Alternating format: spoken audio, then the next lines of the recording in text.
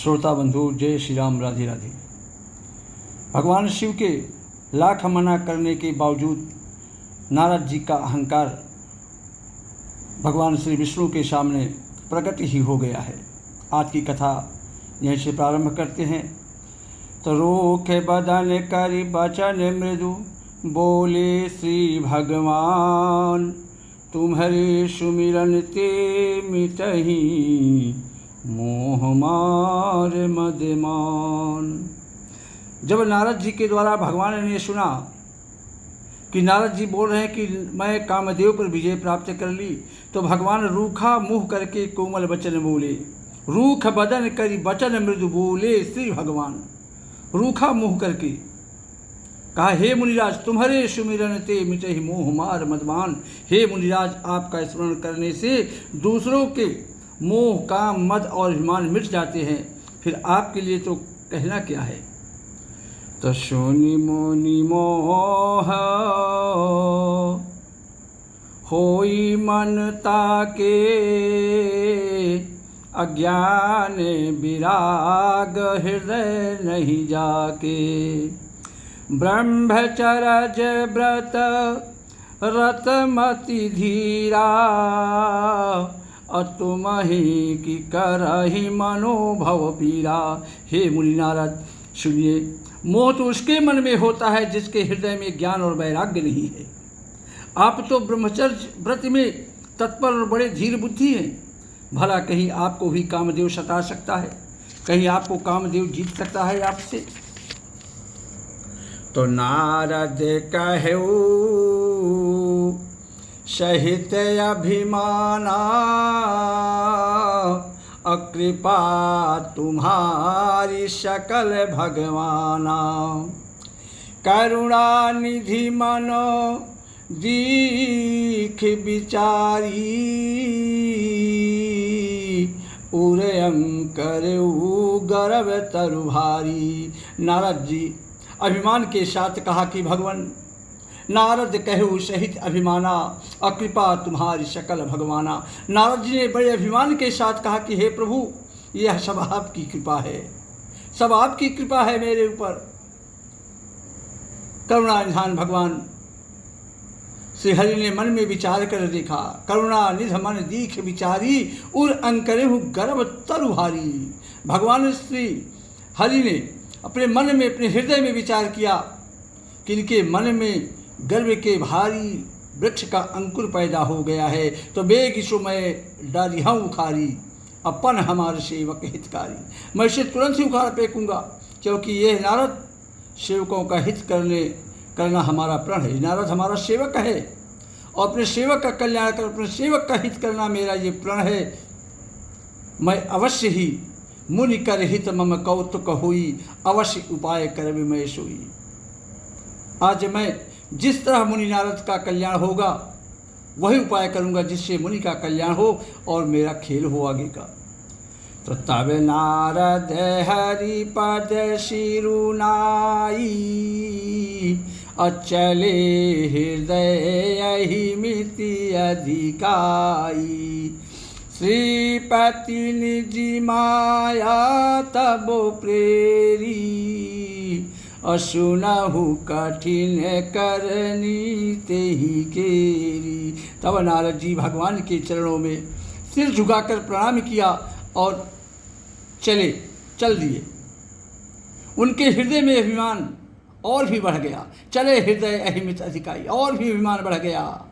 श्रीपति निज माया तब प्रेरी, और सुनहु कठिन करनी तेहि केरी। तब लक्ष्मीपति भगवान ने अपनी माया को प्रेरित किया। अब उसकी कठिन करनी सुनो, उस माया की। तो बिरचेहु मग महु नगर तेहि, शत जो जन विस्तार। श्रीनिवास पुरति अधिक रचना विविध प्रकार। ये प्रभु खेल करने लगे नारद जी के साथ। उनके अहंकार को दूर करने के लिए उस हरि माया ने रास्ते में 100 योजन अर्थात 400 कोस का एक नगर रचा। उस नगर की भांति भांति की रचनाएं लक्ष्मी निवास भगवान विष्णु के नगर बैकुंठ से भी अधिक सुंदर थी, अधिक शोभायमान नगर था। उस नगर में ऐसे सुंदर नर नारी बसते थे मानो बहुत से कामदेव और उसकी स्त्री रति ही मनुष्य से धारण किए हुए हों। उस नगर में शीलनिधि नाम का राजा रहता था, जिसके यहाँ असंख्य घोड़े, हाथी और सेना के समूह टुकड़ियाँ थी। तो सत्य सुरेश समय विभव विलासा अरूप तेज बलिनी ते निवासा विश्वमोहिनी तासु कुमारी अश्री विमोह जी स्वरूप निहारी। उसका वैभव और विलासो इंद्रों के समान था। वह रूप, तेज, बल और नीति का खजाना था। उसके विश्वमोहिनी नाम की एक ऐसी रूपवती कन्या थी जिसके रूप को देखकर लक्ष्मी जी भी मोहित हो जाएं। सोई हरि माया सब गुण खानी और शोभाताश की जाई बखानी और करहि स्वयंवर सो नृपवाला आए तहाँ अगणित महिपाला। वह सब गुणों की खान भगवान की माया ही थी, उसके अलावा कुछ नहीं था। उसकी शोभा का वर्णन कैसे किया जा सकता है। वह राजकुमारी स्वयंवर करना चाहती थी, इससे वहाँ अगणित राजा आए हुए थे। तो मुनि कौते की नगर ते ही गयऊ अपूर्वासीन सब पूछन भयऊ। खिलवाड़ी मुनि नारद जी उस नगर में गए और नगर वासियों से उन्होंने सब हाल पूछा और सुन सब चरित भूप गृह आए और करी पूजा नृप मुनि बैठाए। सब समाचार सुनकर वे राजा के महल में आए और राजा ने उनकी पूजा अर्चना की और उनको मुनि को अच्छे आसन पर बैठाया। आनि दिखाई नारदहि भूपति राजकुमारी और कहूँ नाथ गुण दोष सब इनके हृदय विचारी। नारद जी को जब देखा शीलनिधि राजा ने उनका आकर स्वागत किया, उनको आसन दिया, बैठाया। फिर अपनी राजकुमारी को लाकर नारद जी को दिखलाया और पूछा, कहूँ नाथ गुण दोष सब इनके हृदय विचार। हे प्रभु, हे नाथ, आप अपने हृदय में विचार कर इसके सब गुण और दोष बताइए। तो देखे रूपे मुनि बिराती बिसारी और बड़ी बार लगी रहे निहारी। लक्षण तासु बिलो की भुलाने और हृदय हरस नहीं प्रकट बखाने। उसके रूप को देखकर मुनि वैराग्य भूल गए। जब महर्षि नारद जी ने उस रूपवती कन्या को देखा तो अपना वैराग्य ही भूल गए।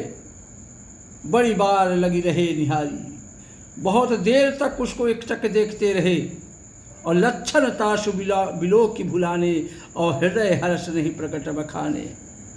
उसके लक्षण देखकर मुनि अपने आप को भी भूल गए और हृदय में हर्षित हुए, पर उसको प्रकट रूप में उन लक्षणों को नहीं कहा। तो जो यही बरई अमर सोई सोई और समर भूमि तिह जीत न कोई। लक्षणों को सोच कर विचार कर मन में कहने लगे नारद जी कि जो इसे ब्याहेगा, जो इसे ब्याह कर ले जाएगा वह अमर हो जाएगा। समर भूमि तिह जीत न कोई, उसे कोई युद्ध में जीत नहीं सकता। और से वही सकल चराचरता ही और बरह शीलनिधि कन्या जाही। रणभूमि में कोई उसे जीत नहीं सकेगा। यह शीलनिधि की कन्या जिसको भी बरेगी सब चर अचर जीव उसकी सेवा करेंगे। तो लक्षण सब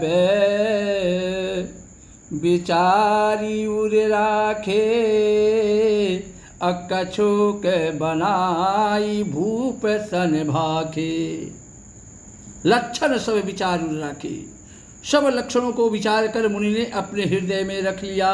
अकछुक बनाई भूप सन भाखे, और राजा से कुछ अपने ओर से बनाकर तोड़ मरोड़ कर बता दिया। तो सुता सुलक्षण कह नृपाही और नारद चले सोच मन माही। राजा से लड़की के सुलक्षण कहकर नारद जी चल दिए, पर उनके मन में यह चिंता थी क्या कि करहूँ जाई सोई जतन विचारी, और जही प्रकार मोहि बरई कुमारी। जप तप कछु न होई तेहि काला, हे विधि मिलई कवन विधि वाला। नारद जी रास्ते में जा रहे हैं और सोच रहे हैं कि मैं जाकर सोच विचार कर अब यही उपाय करूँगा कि जही प्रकार मोहि बरई कुमारी, जिससे यह कन्या मुझे ही बरे, मुझे ही चुने। और इस समय जप तप कछु न होई तेहि काला, इस समय तो कोई जप तप तो कुछ नहीं हो सकता। हे विधि मिलहि कवन विधि वाला, हे विधाता, हे परमेश्वर, हे ईश्वर, मुझे यह कन्या किस तरह मिलेगी। ऐसा नारद जी सोचते हुए रास्ते में जा रहे हैं। तो श्री राम जय जय राम, श्री राम जय जय राम। जय श्री राम। राधे राधे।